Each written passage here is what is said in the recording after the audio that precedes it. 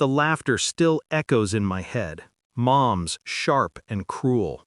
"Don't be ridiculous," she said, waving her manicured hand. "She's just a nobody." That was 2 years ago, her words slicing through me like glass. She'd chosen her side then, my brother's, his perfect fiancés. And I stood there, silent, watching them sip wine in my living room, the same room I'd paid for, though none of them knew it. Back then, I still believed blood meant something. When my brother, Michael, lost his job, I quietly covered his rent. When Mom's second husband left her, again, I sent her the money for her mortgage. I never said it was me. I let her believe it was a family friend. That's the kind of fool I was. They liked me best when I was invisible, quiet, dependable, useful. And when I started my own company, I didn't tell them.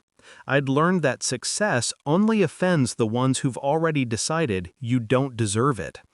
Then came her, Chloe, my brother's fiancée, pretty in that rehearsed way, smile too wide, compliments too calculated. I saw through her from the start, but Michael, he was already halfway gone, lost in her charm. The first time we met, she said, "Oh, you're the sister? The quiet one?" I smiled, for now. She laughed like I'd told a joke. I hadn't. The betrayal didn't come all at once. It started with distance, missed calls, canceled plans. Then Mom stopped inviting me to family dinners. She said Chloe was planning something intimate. I found out on Instagram what intimate meant. My entire family around a dinner table, laughing under fairy lights, holding glasses of champagne. My seat at the table replaced by Chloe's. Still, I said nothing, because silence is often mistaken for weakness. Then one afternoon, I saw it, a message from Chloe, sent to the wrong group chat. She'll come crawling eventually. She always does. Some people are born beneath you. That was the moment I stopped being family and became something else. I didn't confront her. I studied her. It took 6 months. 6 months of careful observation, quiet digging, deliberate restraint. I learned where she worked, what she wanted, what she feared. She was ambitious. Too ambitious, always talking about launching her own luxury lifestyle brand. She'd brag about potential investors, names she could barely pronounce. So I helped, quietly, from the shadows. A few emails here, a few introductions there. Of course, I let her believe she was winning, let her feel powerful, let her take the bait. By the time she signed the contract for her first big investor, the paperwork led straight back to one of my holding companies. She didn't even read the fine print. That was step 1. Step 2 was simpler. Mom wanted to impress Chloe, so she offered her access to the family trust funds. My trust fund, technically. I let her think it was still dormant. I'd moved the money years ago. What was left was a shell account, set to trigger a financial audit the moment anyone touched it, which they did. Together. The day it all unraveled, I was ready. The wedding was supposed to be grand. White orchids, champagne towers, a live string quartet.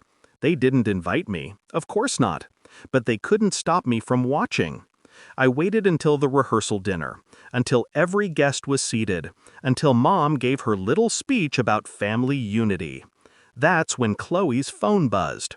Her face drained of color. Michael frowned. "What's wrong?" She didn't answer. Another buzz. Then another.